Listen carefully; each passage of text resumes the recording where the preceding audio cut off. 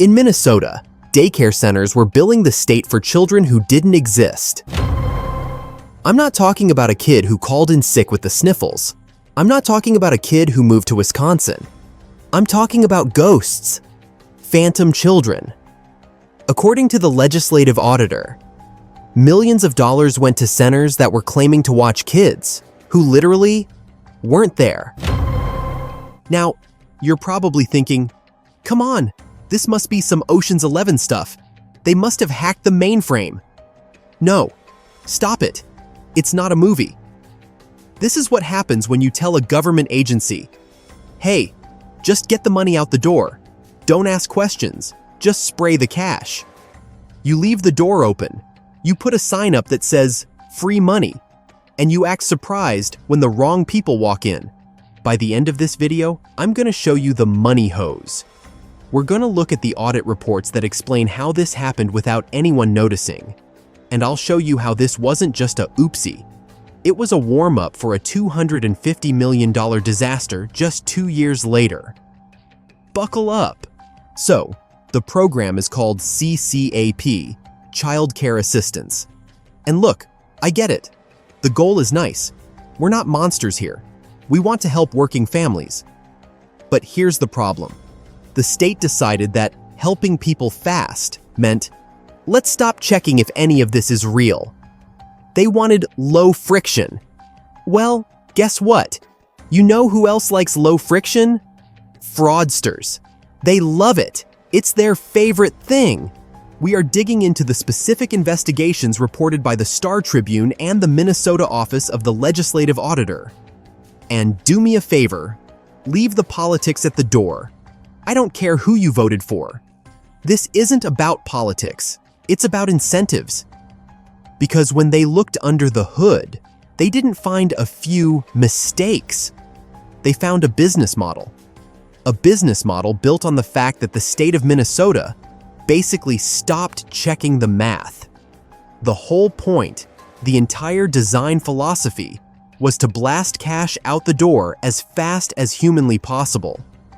And when you point a fire hose of money at a system with no filter, you don't get efficiency. You get sharks. Here is how stupidly simple this was. According to federal indictments, this wasn't just some guy padding a spreadsheet. It was a recruitment drive. Recruiters would go out and find low-income families and give them the pitch. Hey, sign your kid up for my daycare, but here's the best part. Don't bring the kid. Keep the kid at home, but if you sign this paper, I'll split the check with you. It's a kickback. The oldest trick in the book. Mothers were reportedly getting cash envelopes in parking lots just for handing over their ID numbers. The center bills the state for full-time care. The state pays the center.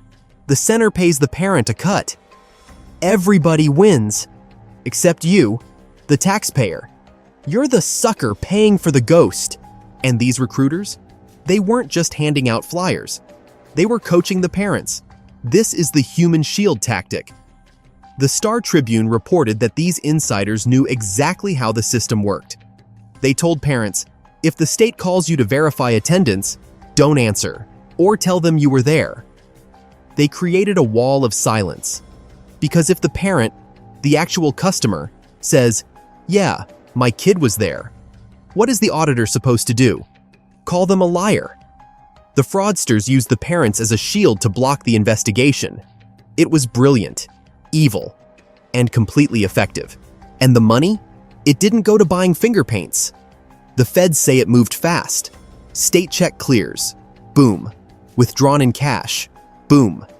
Transferred to a shell company. They were buying luxury cars. They were buying houses.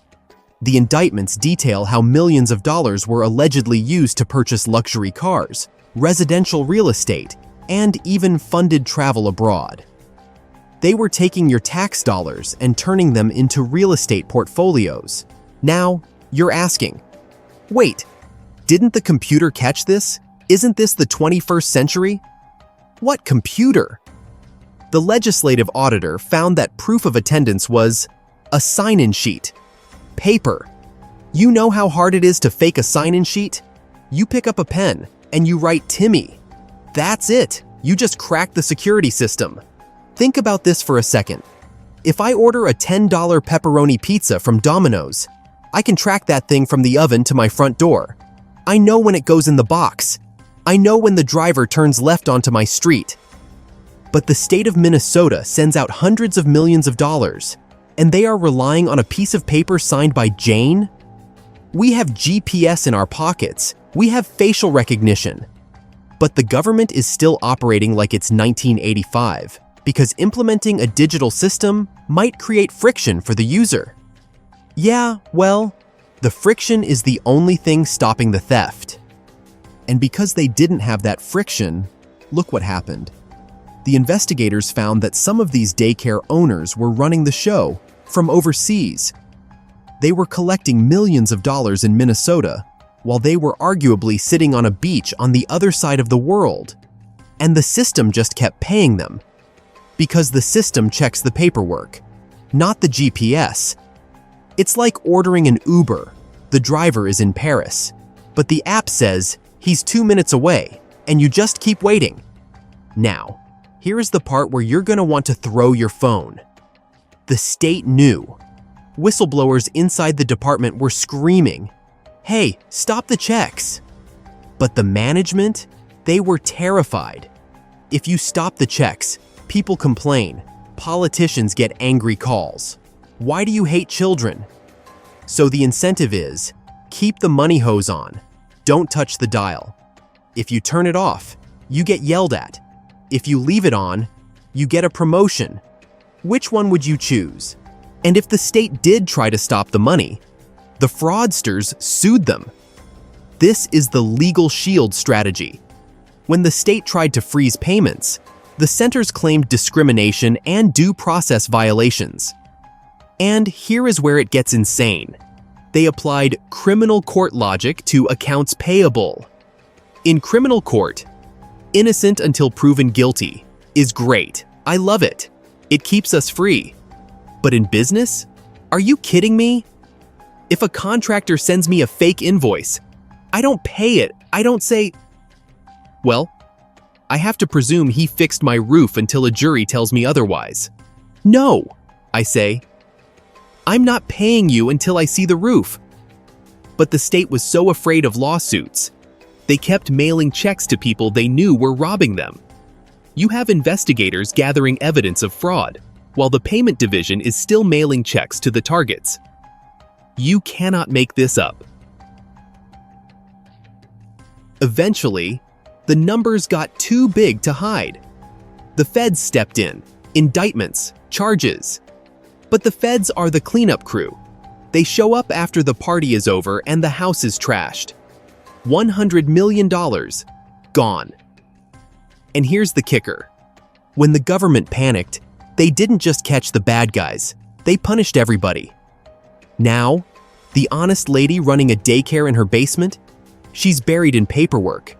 She's being treated like a criminal because the state couldn't figure out how to verify a sign-in sheet.